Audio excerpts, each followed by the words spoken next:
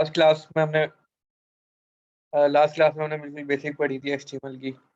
तो उससे रिलेटेड अगर किसी का क्वेश्चन वगैरह हो तो पूछ ले, वरना आज फिर हम थोड़ा उसमें आगे बढ़ते हैं एचटीएमएल वगैरह में ही।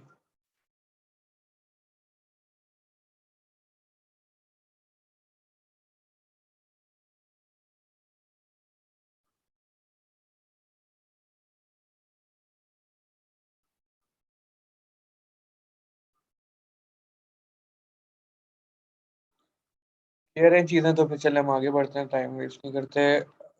एचटीएमएल को हम ऐसा करते हैं, सब देखते हैं थोड़ा बहुत।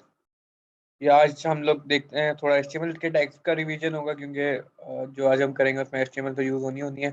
और उसके ज़्यादा सीएसएस होती है, स्टाइलिंग। तो उसको देख लेते हैं थोड़ा सा, क्या जो स्टाइलिंग होती है ना, सीएसएस। एचटीएमएल के टैग्स में हम लोग स्टाइलिंग करते हैं, आज उसको देखते हैं।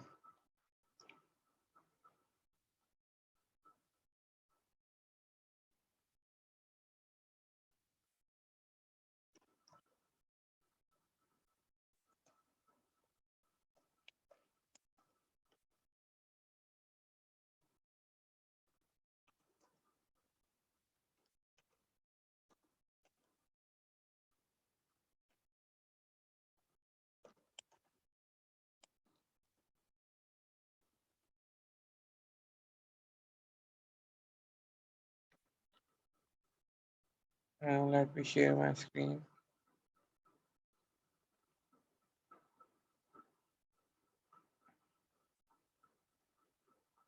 अच्छा,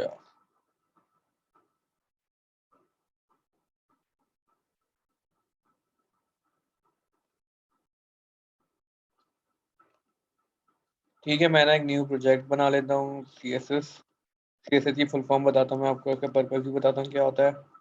इसको एक बार मैं ओपन कर लूँ।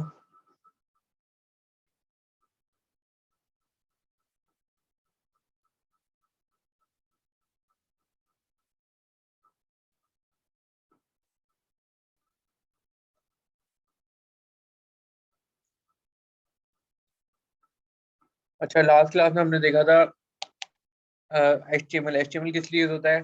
कोई भी कंटेंट हमें दिखाना है, कुछ भी इस तरह की कोई यूज करनी है, तो हमें एचटीएमएल यूज करते हैं हम लोग। लेकिन उस एचटीएमएल के अगर हमने स्टाइलिंग करनी है, स्टाइलिंग एज इन जैसे अब ये जूम लिखा हुआ है ना, चीजें लिखी हुई हैं। अब इसका देखो कलर ब्लू है, ठीक है। और इस तरह की चीजें जैसे बटन है, इसका कलर भी ब्लू है। अगर हम नॉर्मल बटन बनाते हैं तो वो सिंपल सा बटन आता है, ठीक है। और इस तरह की जो भी चीजें होती है ना, कलर हो गए, या ये देखो कंटेंट सारा बीच में आ रहा है, ठीक है। ये चीजें सारी होती है ना, स्टाइलिंग में आती हैं। तो उसके लिए हम लोग करते हैं सीएसएस यूज। सीएसएस की फुल फॉर्म होती है कैस्केडिंग स्टाइल शीट। ठीक है, ये शीट होती है जिसमें हम लोग स्टाइलिंग डिफाइन करते हैं कि कौन सा एलिमेंट को कौन सी स्टाइलिंग देनी है। सही है, तो ये पर्पज होता है सीएसएस का। इसकी फुल फॉर्म होती है कैस्केडिंग स्टाइल शीट, ठीक है। अच्छा, वही सबसे पहले हम एक काम करते हैं, एक फाइल बनाएंगे हम लोग सबसे पहले इंडेक्स की, index.html, जो हमारा बेसिक होता है। उसके अंदर हम लोग अपना फॉर्मेट सेट करेंगे सबसे पहले, जो एचटीएमएल का फॉर्मेट होता है, ठीक है। और उसके बाद इसके अंदर हेड और बॉडी, ठीक है, ये हो गया।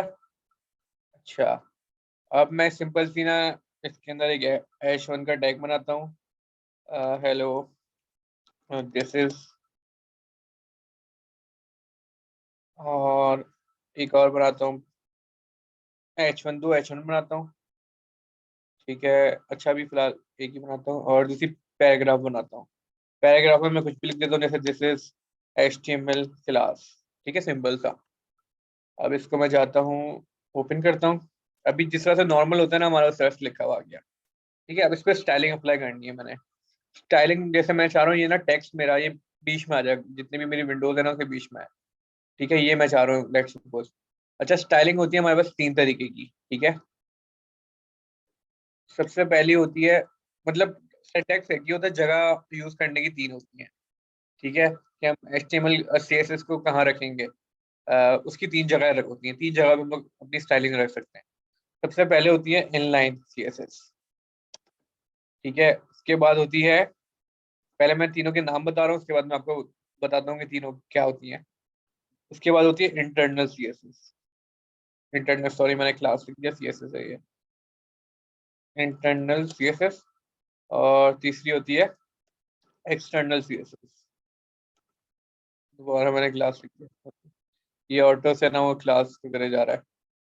ठीक है, ये तीन तरीके की हमारे पास होती है स्टाइलिंग जो हम लोग यूज करते हैं अपनी वेबसाइट्स के अंदर।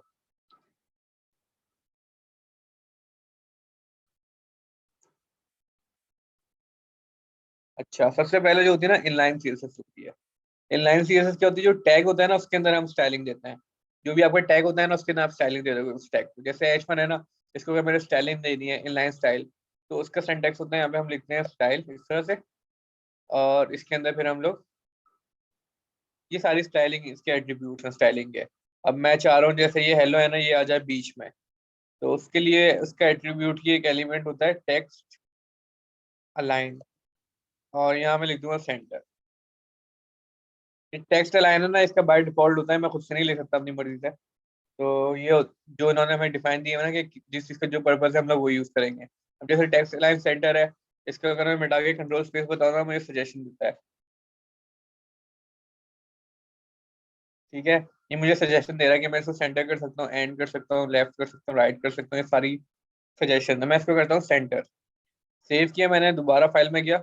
अब देखो सेव किया, वो कहाँ गई, सेंटर में। ठीक है, अब मैंने जिस टैग को दिया ना वो सिर्फ उस टैग पे अप्लाई हुई है। तो ये मेरी क्या होती है, इनलाइन स्टाइलिंग। ठीक है। अच्छा, जो इंटरनल स्टाइलिंग होती है वो आती है हेड के अंदर। हेड के अंदर हम लोग स्टाइल के टैग बनाते हैं इस तरह से, और यहाँ पे भी अपनी स्टाइलिंग देंगे। अब जैसे ये है ना, ये H1, इसको मैं मिटा देता हूँ, स्टाइलिंग स्टाइल को मैं मिटा देता हूँ। अब ये दोबारा पहले जैसा हो गया।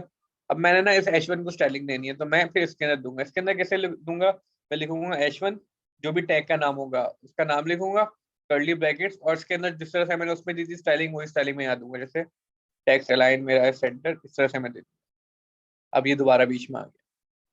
ठीक है। अच्छा, ये दो तरीके की मैंने आपको स्टाइलिंग बताई है। अच्छा, मैं ना एक सेकंड इसको दोबारा पहले जैसा करता हूँ।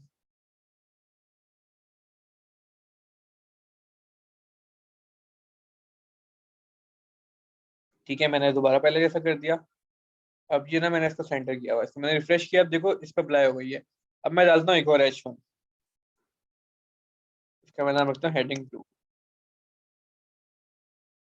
ये करने से क्या होगा, ये जो दूसरी वाली हेडिंग है ना ये अपनी जगह पे ही है, क्योंकि मैंने स्टाइलिंग किस पे अप्लाई की थी, इस पे, इस टैग पे। तो वो सिर्फ उस टैग पे, अगर मैंने इस टैग पे भी करनी है ना, तो मैं सेम चीज उठा के फिर इस पे डालूंगा, तो वो उस पे होगी। अब वो दोनों पे हो गई है। ठीक है, अब इंटरनल सीएसएस का क्या फायदा होता है, अब मैं यहाँ दोनों मिटाता हूँ। इंटरनल सीएसएस में मैं जाऊंगा और इसमें मैं H1 लिख के स्टाइलिंग दूंगा। इससे क्या होगा कि उस बॉडी के अंदर जितने भी H1 होंगे ना उस सब पे सेम स्टाइलिंग अप्लाई हो जाएगी। जैसे H1 है, ये दो है ना, अभी नॉर्मली मुझे इनलाइन सीएसएस से दोनों को स्टाइलिंग देनी पड़ रही थी, लेकिन अगर मैंने इंटरनल दिया ना, इंटरनल से क्या होगा, वो दोनों पे चीज अप्लाई हो गई है। ठीक है, अब देखो मैंने सिर्फ H1 को दिए, उस पर अप्लाई हो गई और इस पर भी अप्लाई हो गई। ठीक है, तो ये होता है इंटरनल सीएसएस। तीसरी आती है एक्सटर्नल सीएसएस। एक्सटर्नल सीएसएस इसी तरह होती है, लेकिन उसकी फाइल हम लोग डिफरेंट बनाते हैं, बिल्कुल सेपरेट फाइल बनाते हैं। अब मैं फाइल बनाऊंगा, उसका नाम कुछ भी रखना, मैंने स्टाइल रख दिया, लेकिन उसकी एक्सटेंशन आप रखोगे डॉट सी एस एस, इस तरीके से डॉट सी एस एस। और ये स्टाइलिंग जो है आप यहाँ से उठा के वहां लिख दोगे, यहाँ से आप स्टाइल मिटा दोगे। अच्छा, अब अभी चीजें चीजें चीजें नहीं आएंगी, क्यों नहीं आएंगी, क्योंकि मैंने मतलब दोनों वो कनेक्ट नहीं हुए हुए, क्योंकि वो सी एस एस की फाइल, उसको नहीं पता कि सी एस एस की फाइल है, तो उसको लिंक करवाना पड़ता है। उसका टैग होता है लिंक, इस तरह से उसको लिंक को बंद कर, ये टैग होता है लिंक का। इसमें दो चीजें आती हैं, सोर्स, सॉरी HRF। उसमें मैं बताना पड़ता है जो स्टाइल हमने लिंक करवाना है उस फाइल का कहाँ पड़ी है, उसका नाम क्या, उसकी लोकेशन देनी होती है बेसिकली, स्टाइल डॉट CSS। और दूसरे पे मैंने उसको एल करके उसको बताना होता है कि ये किस टाइप की फाइल है, ये क्या है, ये स्टाइल शीट है। इस तरह से मुझे उसको बताना पड़ता है। फिर रेलेवेंसी मुझे बतानी पड़ती है कि किस कौन सी फाइल है, किस चीज की फाइल है। अब मैं रिफ्रेश करूंगा, देखो जो स्टाइलिंग थी वो अप्लाई हो गई है इस पे। हालांकि दूसरी फाइल में, लेकिन स्टाइलिंग इसमें अप्लाई हो गई। ठीक है, ये तीन तरीके की स्टाइलिंग थी जो हम लोग यूज करते हैं। अच्छा, सबसे ज्यादा जो यूज होती है, जो बेस्ट अप्रोच होती है वो होती है एक्सटर्नल सीएसएस। वजह ये है, अब देखो ये मेरी फाइल है ना, अब ये तो छोटी सी फाइल है, समझे 1000 लाइन की कोड होती। अगर मैं इन लाइन सीएसएस करता ना, तो वो तो हर लाइन में मुझे लिखना पड़ता है टैग में, तो वो अच्छी अप्रोच नहीं होती। अगर मैं इंटरनल करता तो मेरी जो HTML की फाइल है ना, उसमें अगर मेरी 1000 लाइन की स्टाइलिंग है तो वो शुरू की 1000 लाइनों सिर्फ स्टाइलिंग ने ली होनी थी, उसके बाद वो मेरा टैग HTML शुरू होता। तो वो भी अच्छी अप्रोच नहीं होती। अच्छी अप्रोच यही है कि हम इसकी अलग फाइल बनाएं, ताकि अगर आपको कोई स्टाइलिंग में चेंज करना है तो आप इसमें आके HTML में बैठ के ढूंढो नहीं चीजें, आप डायरेक्ट स्टाइलिंग में जाओ और चेंज कर दो अपनी। ठीक है। और इससे अब देखो इससे क्या फायदा हो रहा है, आपका कोड साफ सुथरा है, क्लीन है, और चीजें आपको समझ आएंगी। जो अगर कोई दूसरा बंदा भी कोड देखेगा ना, उसे समझ आएगा कि क्या चल रहा है क्या नहीं चल रहा है। ठीक है, ये 3 तरीके की स्टाइलिंग होती है जो हम लोग अपने कोड में यूज करते हैं। लेकिन कभी कभी ऐसा होता है कि हमें इनलाइन CSS की जरूरत पड़ती है। ठीक है, मैं एग्जांपल देता हूँ। अब ये मेरे पास 2 हेडिंग, मेरे पास समझो 100 हेडिंग है। 100 हेडिंग में मैं चाह रहा हूँ कि 99 हेडिंग मेरी सेंटर में हो, और जो एक हेडिंग है ना वो राइट पे हो। तो इस केस में अब मैं इनलाइन CSS यूज करूंगा। जैसे अभी बाय डिफॉल्ट मैंने क्या दिया हुआ है, सब हेडिंग को बीच में किया हुआ है, लेकिन ये वाली हेडिंग को मैं चाह रहा हूँ कि ये बीच में ना, ये एंड में है, मतलब लेफ्ट पे है, राइट पे है बिल्कुल। तो फिर मैं उसको अलग से स्टाइलिंग दे दूंगा इस तरह से। ठीक है, राइट। अब क्या होगा, ये वाली हेडिंग राइट पे आएगी बस, बाकी जो 100 हेडिंग 99 हेडिंग होंगी वो मिडिल में आएगी, सेंटर।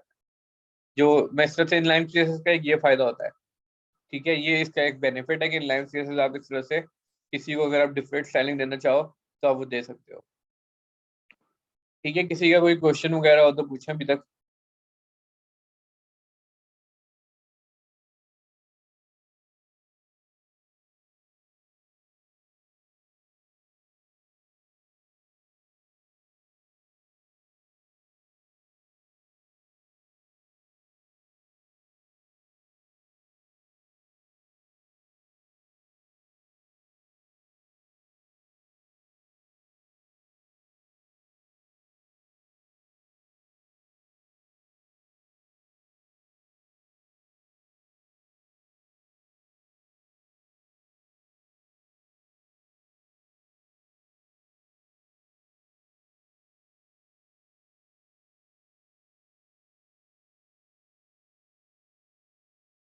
टैग आप ये पूछ रहे हैं जो H1P वगैरह होते हैं?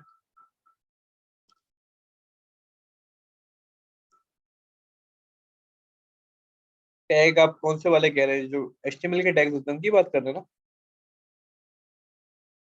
तो स्टाइलिंग वाला, यार सारे याद तो नहीं होते, लेकिन ये होता है कि आप जितने जो कॉमन यूज हो रहे होते हैं ना, जब आप वो यूज करते रहते हो तो आपको पता चल जाता है। अब जैसे टेक्स्ट अलाइन का था बीच में करने वाला, ये आप कॉमनली यूज कर रहे होते हैं अपनी कोडिंग वगैरह में ना, जब आप वेबसाइट में आते हो तो ये आपको याद हो जाएगा। जब आप बार बार करोगे ना तो आपको याद हो जाएगा। इस तरह के कॉमन जो होते हैं ना, वो याद रह जाएंगे आपको। ठीक है। जैसे अभी मैं 2-3 आपको और दिखाऊंगा स्टाइलिंग किस तरह से होती है। जो बेसिक बेसिक होते हैं ना, वो जो सिंबल होते हैं वो आपको याद, आप जब रिपीट करोगे ना, प्रैक्टिस में रहोगे, वो आपको खुद से याद हो जाता है। जैसे मैं कर रहा हूँ, मुझे जो कॉमनली यूज होता है ना वो मुझे याद है। जैसे टेक्स्ट बीच में कर दिया, कलर चेंज कर दिया, फॉन्ट बड़ा का, टेक्स्ट फॉन्ट साइज बढ़ा दिया, इस तरह के आपको याद रहते हैं जब आप बार बार करते रहते हो। कुछ जो ऐसे होते हैं जो नहीं होते, फिर उसका भी मैं बता देता हूँ। वो अगर आप कोई ढूंढना चाह रहे हो कोई चीज जो आपको नहीं पता चल रही, तो उसका मैं आपको बताता हूँ वो गूगल कैसे करते हैं। आप गूगल पे किस तरह से सर्च करोगे उस चीज को। ठीक है, और किसी का कोई क्वेश्चन?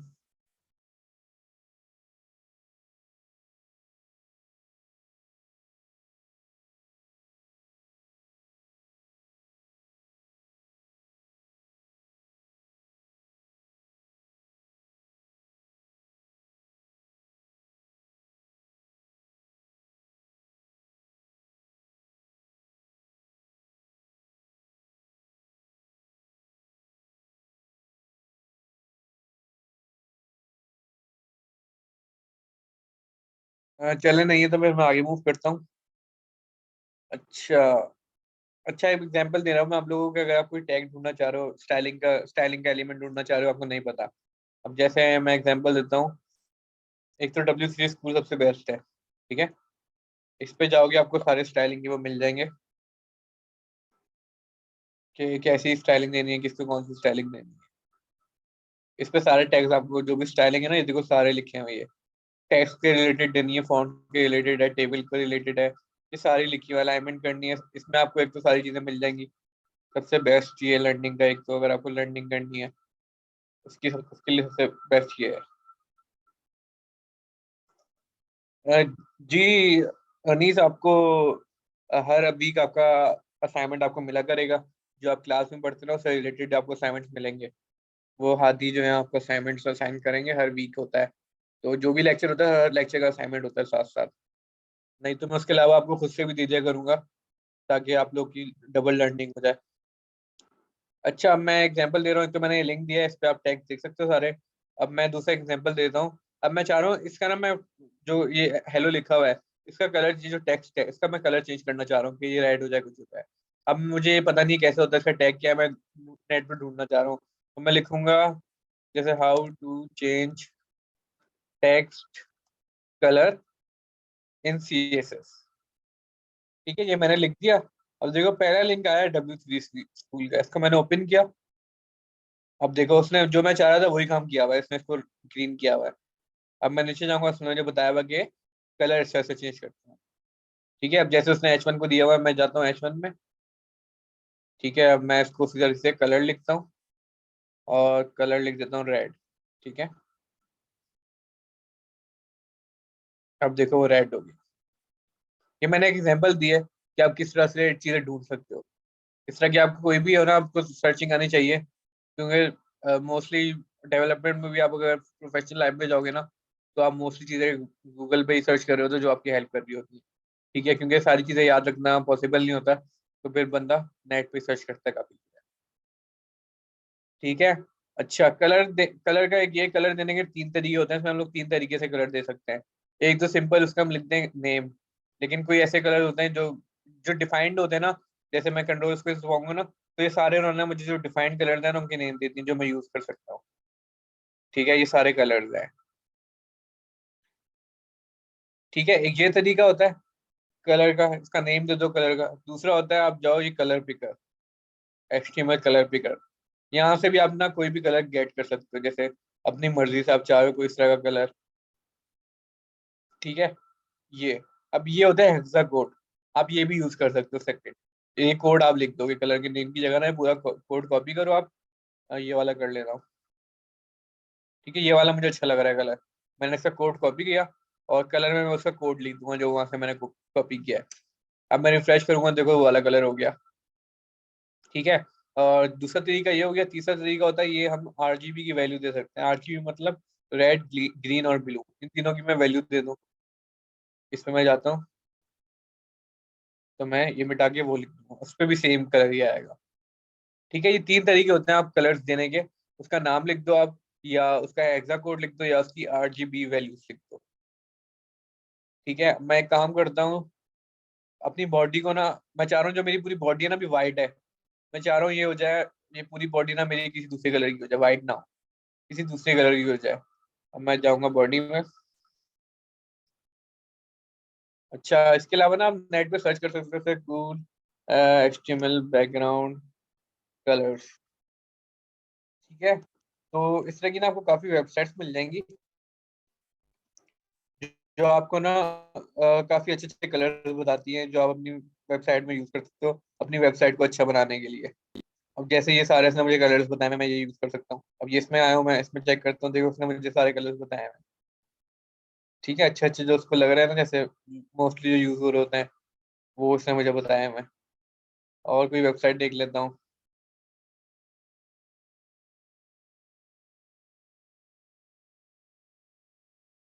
ये देखते हैं, शायद इसमें कोई अच्छा कलर हो जो यूज कर सकें।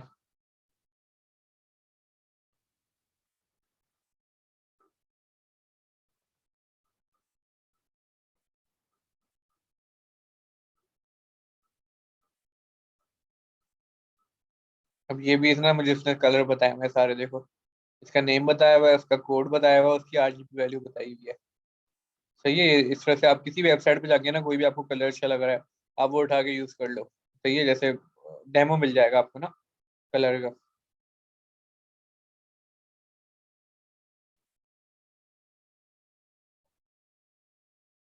आप कोई कलर की एग्जांपल ले लेते हैं, जैसे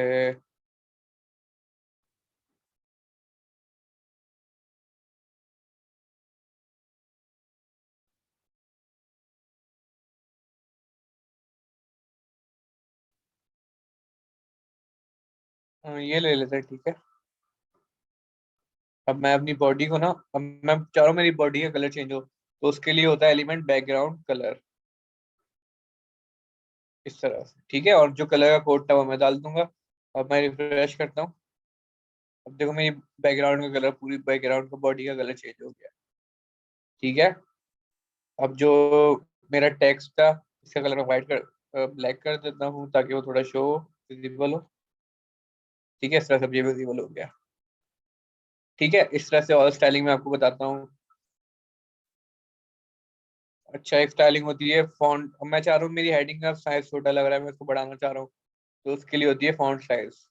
और इसको मैं, इसको इसको आप फॉन्ट साइज लिखोगे, और उसमें ना आप फिर जितना भी आप देना चाह रहे हो नंबर वो लिखोगे, जैसे 30। उसके आगे आप लिखोगे पिक्सल्स, PX। ठीक है। हाइट और वेट मेजर करते हैं ना, पिक्सल्स के अंदर वो वाला पिक्सल्स है ये। इसको मैं देखूंगा दो, थोड़ा छोटा हो गया है। इसको मैं बढ़ाना चाह रहा हूँ, मैंने कर दिया 50। अब देखो ये थोड़ा बड़ा हो गया। करता हूँ 100।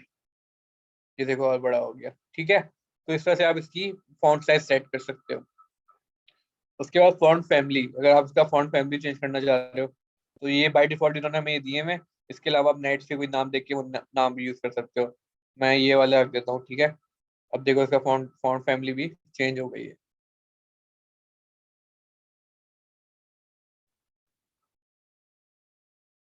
और क्या कर सकते हैं हम लोग।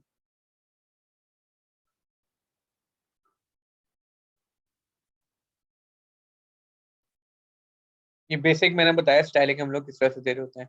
अच्छा, अब मैं चाह रहा हूँ जो मेरा ये है ना बीच वाला, इसके ना बॉर्डर भी है इसके किनारों पे। तो उसके लिए फिर होती है बॉर्डर। और इसमें मैं देता हूँ ब्लैक कलर का बॉर्डर चाहिए, उसका कलर लिख दो कौन सा कलर का बॉर्डर है, कितना मोटा बॉर्डर चाहिए, और बॉर्डर जो इसकी टाइप क्या है, मतलब सॉलिड चाहिए, सॉलिड लाइन चाहिए, या डॉटेड लाइंस चाहिए, डबल लाइंस चाहिए। इसमें वो आती है, तीन चीजें आती हैं। अब मैं देखो इस हेडिंग में भी डब्बा आ गया, इस हेडिंग में भी डब्बा आ गया। ठीक है। अगर मैं इसको 2 को बढ़ा देता हूँ थोड़ा, तो मैं कर देता हूँ 20, तो वो 20 PS की मोटी लाइन बनेगी इस तरह से।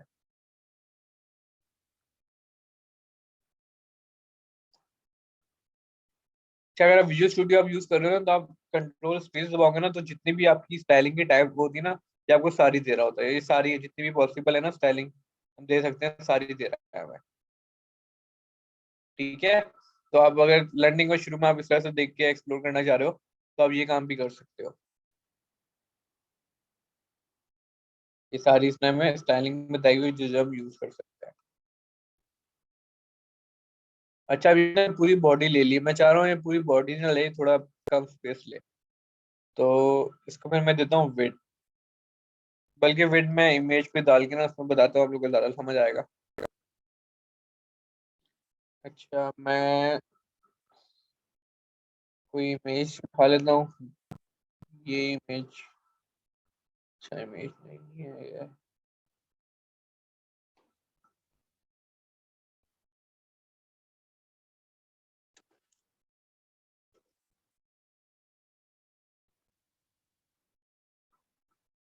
अच्छा, जैसे अभी मैंने ना वो दिया हुआ है, कलर दिया हुआ है बैकग्राउंड। तो इस तरह से ना आप नेट से या कोई भी इमेज भी दे सकते हो एज अ बैकग्राउंड। अभी मैंने कलर दिया हुआ है ना, मैं चाह रहा हूँ मैं अपना कोई इस तरह की कोई इमेज दूं बैकग्राउंड में। तो वो सबसे पहले जो इमेज है आप उसको सेव कर लो अपने फोल्डर के अंदर। ठीक है, उसका मैं नाम कुछ भी रख दो, मैंने रख दिया। अच्छा, ये वेब, ये फाइल दूसरी थी, ये सेव नहीं होगी, होगी सही। वेब पी वाली फाइल है ये, इसमें इश्यू आएगा, कोई और देख लेते हैं। JPG या PNG नॉर्मल टेक्स्ट फाइल होती है ना, वो हम देखेंगे कोई। वरना वेब वाली होती है ना, वो हम यूज नहीं कर पाएंगे।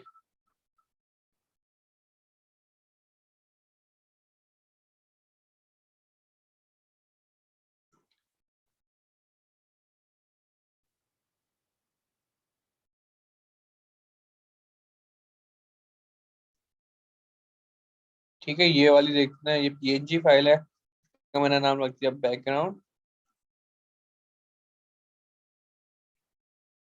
ठीक है। अच्छा, इसको मैंने लोकेशन सही रखी थी इसकी, नहीं, इसको मैं उठा के अपने फोल्डर में डाल देता हूँ। ठीक है, ये आ गई। अब जो है ना, मैंने इस बैकग्राउंड इमेज को यूज करना है अपने इस बैकग्राउंड में, मैं चाह रहा हूँ। तो बैकग्राउंड कलर दिया था मैंने इसको पहले, इसको मैं मिटा दूंगा। अब मैं इसमें दूंगा बैकग्राउंड इमेज। ठीक है। और इमेज में आप यूआरएल लिखते हो इस तरह से, और इसमें ये वाले स्पेस डाल के ये वाले उसका जो नेम है ना या उसकी लोकेशन जो है वो लिख दोगे। जैसे मेरी है बैकग्राउंड डॉट पी। अब देखो बैकग्राउंड में वो वाली जो मेरी इमेज थी वो आ गई है। ठीक है, इस तरह से आप कलर की जगह कोई इमेज भी यूज कर सकते हो अपने बैकग्राउंड के अंदर। अब देखो ये बैकग्राउंड इमेज है ना मेरी रिपीट हो रही है क्योंकि इसका साइज छोटा था, तो ये एक बार आई, फिर बाकी जगह वो दोबारा दोबारा रिपीट हो रही है। दूसरी आई, फिर तीसरी आई, इस तरह से वो रिपीट हो रही है। इसको भी आप फिक्स कर सकते हो, लेकिन थोड़ा एडवांस हो जाएगा वो, अभी इतना ही रखो, इतना ही समझो। अब मैं क्या करता हूँ, एक सिंपल सी इमेज डाल लेता हूँ और आपको बताता हूँ, जैसे ये मैंने एक ले ली। ठीक है,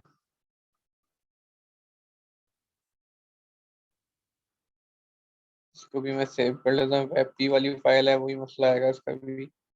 कोई भी फाइल में मैं दिखाना चाह रहा हूँ कोई इमेज, हम अगर उस इमेज को किस तरह से स्टाइलिंग देनी है।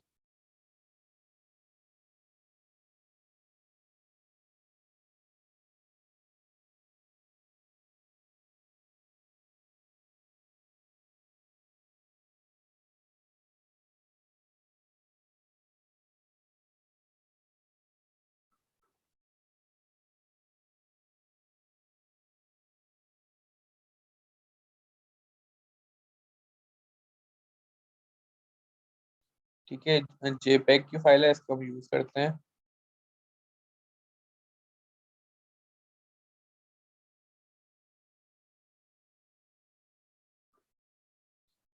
नाम मैंने कुछ भी रख दिया, आईएमजी रख दिया। ठीक है, अब मैं इसके अंदर आया। अब मैंने यहाँ पे वो इमेज यूज करनी है। ठीक है, मैंने उसका इमेज का टैग डाला, सोर्स। सोर्स में उस इमेज का नाम लिख दिया और बंद कर दिया। ठीक है, मैंने रिफ्रेश करता हूँ जाके, तो मेरे पास ये देखो वो इमेज आ गई है। ठीक है, अब इसको मैं चाह रहा हूँ, ये काफी बड़ी है, मैं चाह रहा हूँ थोड़ा छोटा हो जाए, छोटी इमेज ना छोटी हो जाए। तो मैं इसमें जाऊंगा, लिखूंगा इमेज।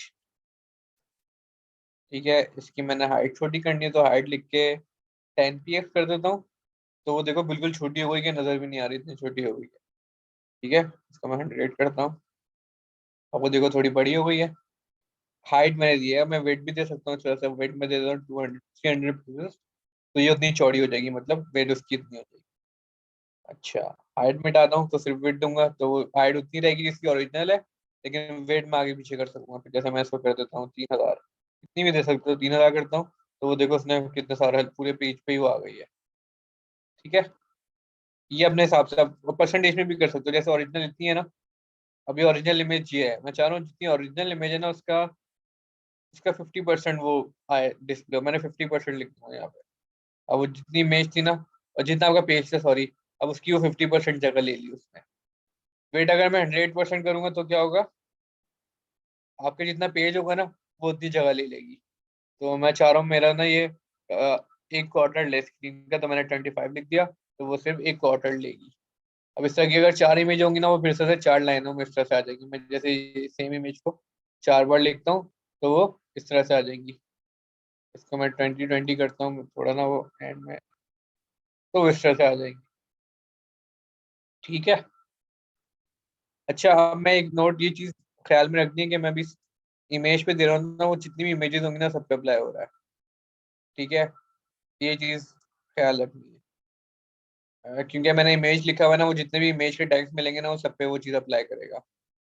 इसके और तरीके भी होते हैं स्टाइलिंग देने के, कि हम जैसे भी तो हम इमेज के टैग पे दे रहे हैं ना, इसके और तरीके होते हैं कि हम किसी और बेसिस पे भी दे सकते हैं, वो हम इंशाल्लाह अगली क्लास में देखेंगे। आज वरना पढ़ाऊंगा ना वो फिर काफी आपको कंफ्यूजन होगी, इसलिए अभी इतना ही रखते हैं।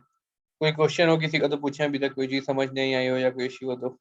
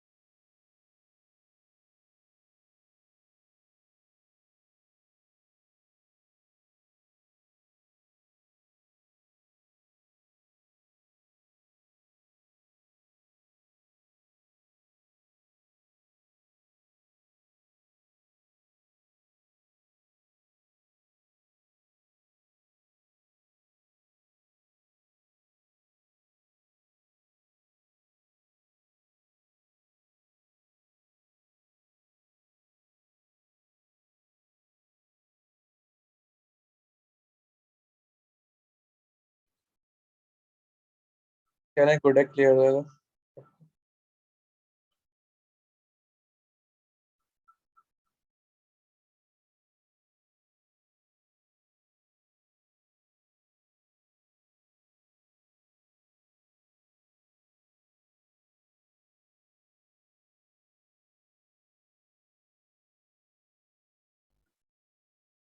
अच्छा, अब एक चीज और देखते हैं।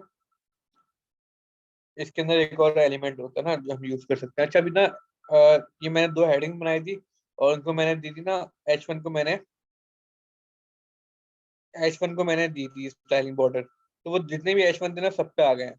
मैं ये नहीं चाह रहा, मैं चाह रहा हूँ कि मेरे ना जैसे ये पूरा डब्बा है ना, एक एक डब्बा हो ये, मतलब इस पूरे पे एक आना चाहिए, एक मतलब बॉर्डर आया।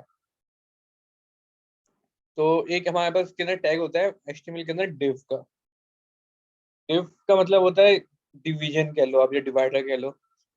उससे क्या होता है कि ये ना आपका एक आप पार्ट बना सकते हो इसके अंदर, एक पूरा एक सेक्शन जो है ना आपको बाय कर सकते हो।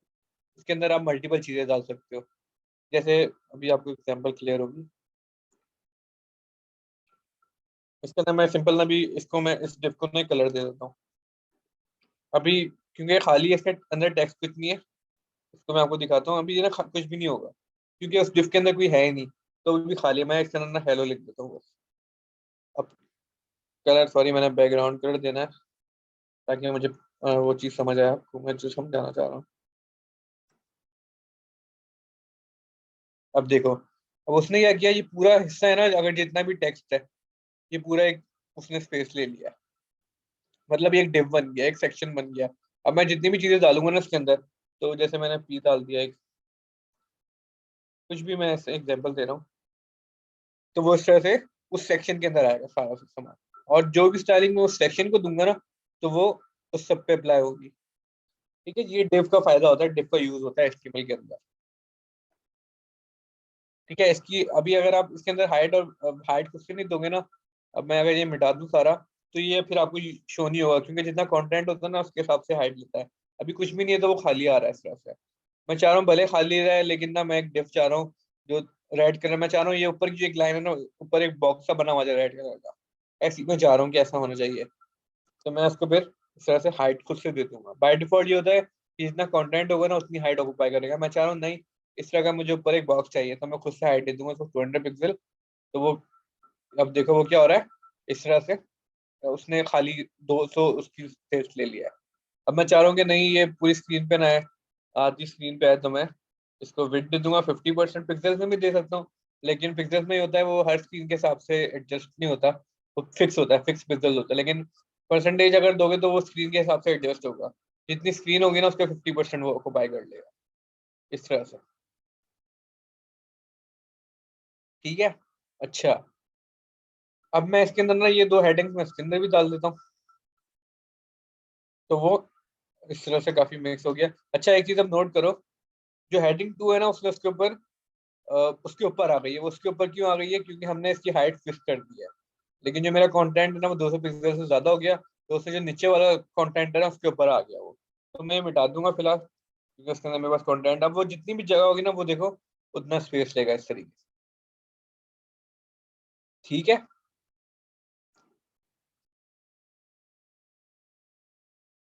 अच्छा, एक चीज और।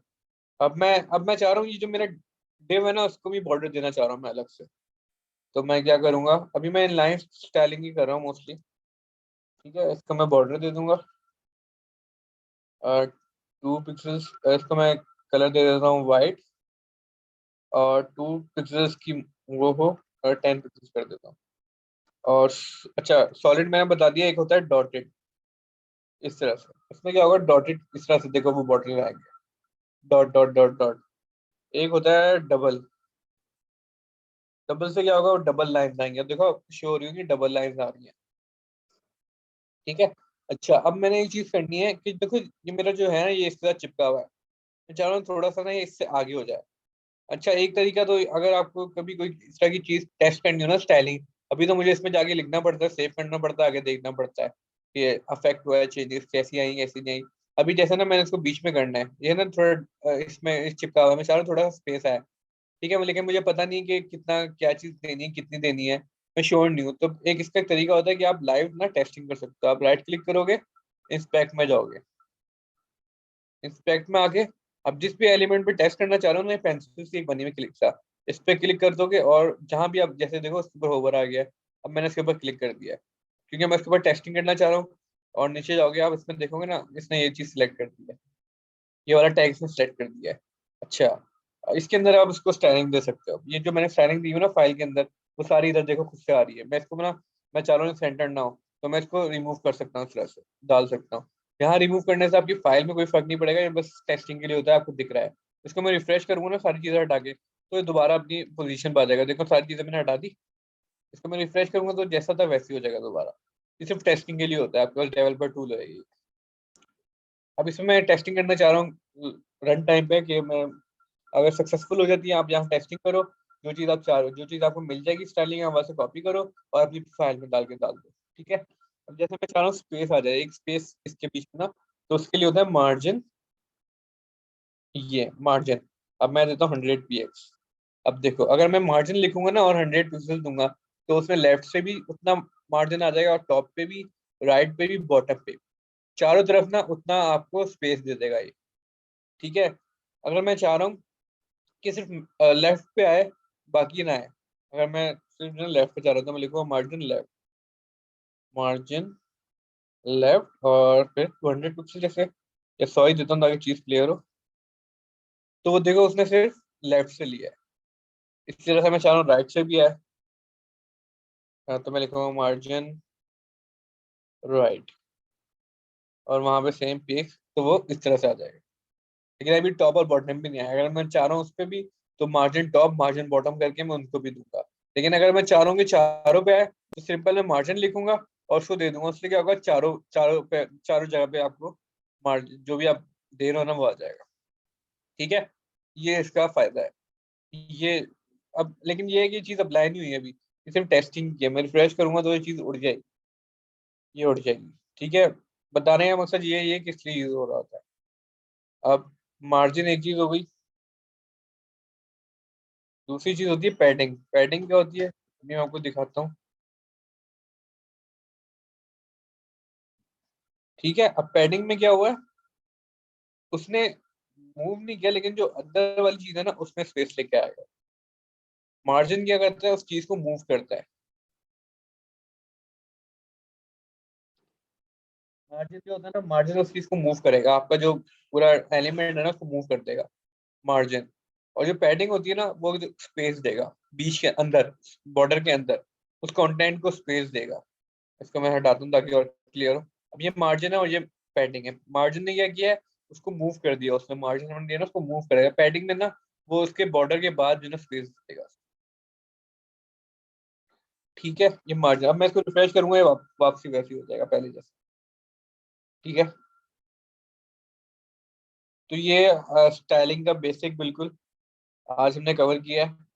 नेक्स्ट क्लास में थोड़ा एडवांस स्टाइलिंग देखेंगे हम लोग फिर, और एक छोटा मोटा प्रोजेक्ट भी बनाएंगे। कोई क्वेश्चन हो किसी का तो पूछा।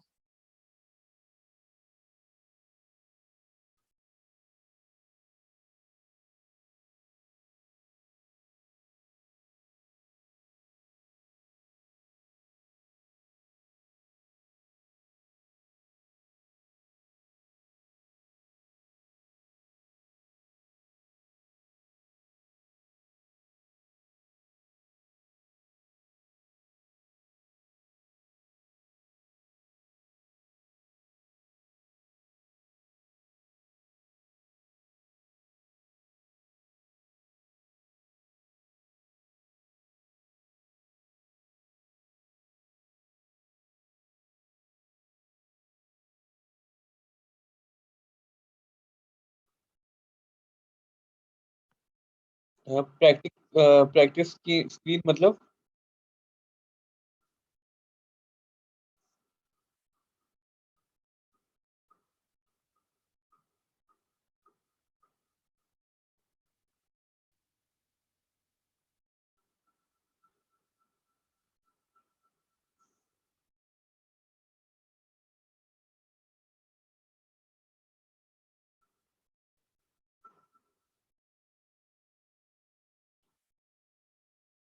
अभी ना अगर मैं कोई प्रैक्टिस के लिए दूंगा ना अभी, क्योंकि बिल्कुल हम लोगों ने बेसिक ही पढ़ी है, इसमें अभी काफी चीजें यूज हो रही होती हैं जो आप लोगों को नहीं पता। आप ऐसा करना खुद से ना, मैं आपको बता देता हूँ।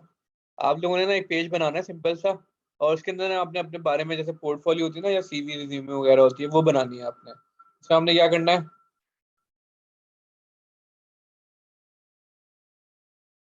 मैं आपको दिखाता हूँ। अच्छा मैं बोल रहा हूँ, अपना एक नेक्स्ट क्लास में अगर मैं असाइनमेंट कोई आप करना चाह रहे हो ना खुद से, तो उसमें आपने ये करना है, आप सिंपल सा एक पेज बनाना है, उसमें अपने बारे में इंफॉर्मेशन डालनी है। सही है, प्रॉपर हेडिंग डाल के माई इन्फो, माई एजुकेशन, इस तरह से।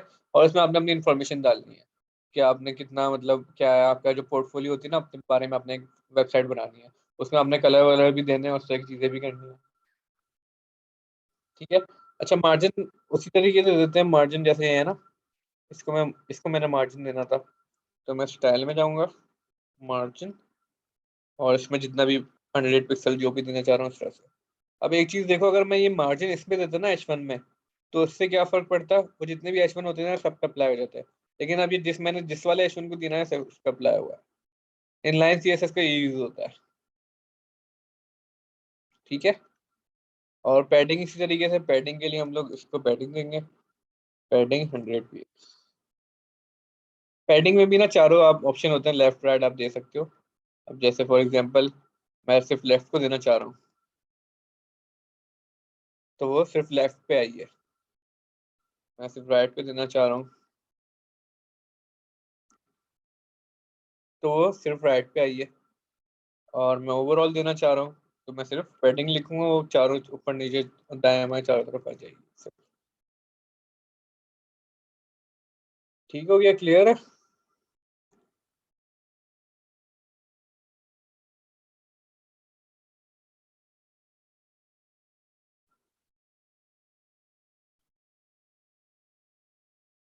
किसी का क्वेश्चन वगैरह हो तो पूछ लें।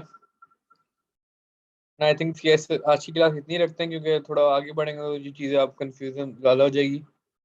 अभी के लिए इतना ही रखते हैं, ताकि बेसिक आप लोगों को जितना पढ़ाया उतना क्लियर रहे।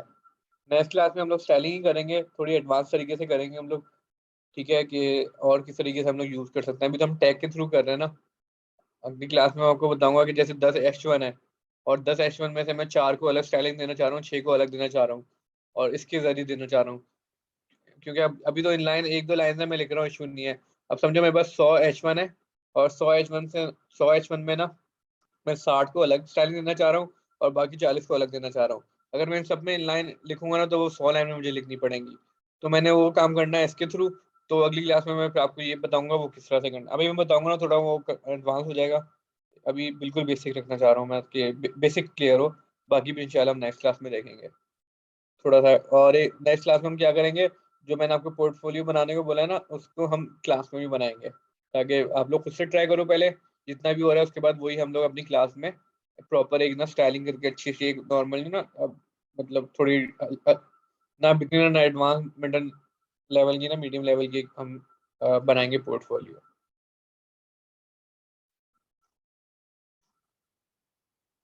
ठीक है, फिर कोई क्वेश्चन है तो पूछ ले, नहीं तो आज की क्लास एंड करते हैं।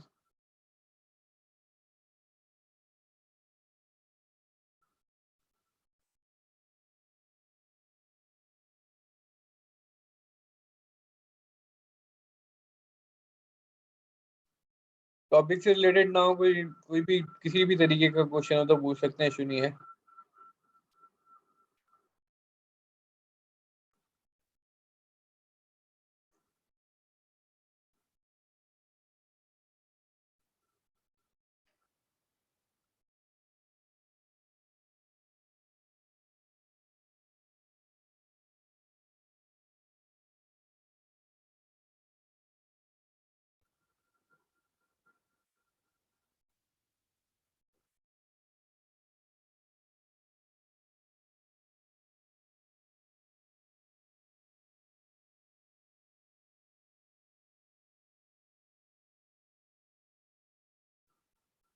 जी, जो बेसिक होती है वो HTML CSS ही है। जो वेबसाइट डिजाइन होता है ना, कंटेंट सारा होता है जो डिजाइनिंग, और ये HTML CSS ही है। इसके बगैर तो वेबसाइट नहीं होती आपकी कोई भी हो। HTML CSS हर जगह, वेबसाइट का जो ABC है ना, वो HTML CSS है।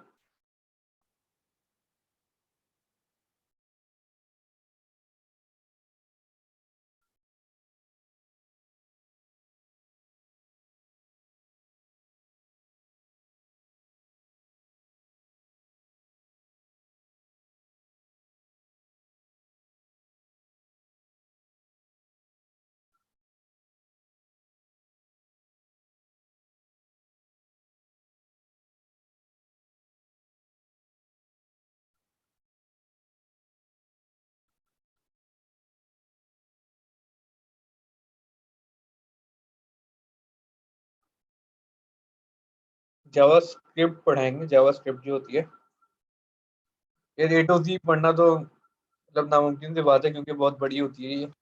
इवन एचटीएमएल सीएसएस भी ए टू जी तो कोई भी नहीं पढ़ पाता, मतलब इतनी बड़ी है, क्योंकि कोई नेट पे हेल्प लेनी पड़ती है। लेकिन जावास्क्रिप्ट हम इतनी पढ़ेंगे कि आप एक प्रॉपर अपनी ना पूरी वेबसाइट बना सकोगे। ठीक है, जो बिल्कुल अब ये नहीं होगा कि आप सिर्फ आपको पता होगा, आपको यूज करना नहीं आता होगा, इतना आप पढ़ोगे कि आप जो ना पूरी एक वेबसाइट बना सकोगे अपनी। इतनी आप जावास्क्रिप्ट और रिएक्ट वगैरह, रिएक्ट तो आगे आएगी। जावास्क्रिप्ट अभी जो पढ़ेंगे ना वो बिल्कुल बेसिक ही होगी, कि जावास्क्रिप्ट जैसे एचटीएमएल सीएसएस होती है ना, जावास्क्रिप्ट क्या होती है बिल्कुल बेसिक पढ़ेंगे। उसमें हम 2-3 प्रोजेक्ट्स भी बनाएंगे जावास्क्रिप्ट यूज करते हुए, रियल लाइफ प्रोजेक्ट्स बनाएंगे जावास्क्रिप्ट को यूज करते हुए। फिर आगे जाके रिएक्ट यूज होगी ना, उसमें फिर हम प्रॉपर वेबसाइट्स बनाएंगे। तो ये रिएक्ट जो है ना, क्योंकि वो भी जावास्क्रिप्ट ही है, वो जावास्क्रिप्ट का ना फ्रेमवर्क है रिएक्ट भी। तो इसलिए जावास्क्रिप्ट आना जरूरी है, क्योंकि रिएक्ट और जितने भी इस तरह के वो होते हैं ना, एंगुलर, रिएक्ट वगैरह स्टैक, वो सब जावास्क्रिप्ट ही होती है। ठीक है, तो इसलिए जावास्क्रिप्ट पढ़ना जरूरी है। जावा अलग है, जावास्क्रिप्ट अलग है, तो इन दोनों में कंफ्यूज नहीं होगा।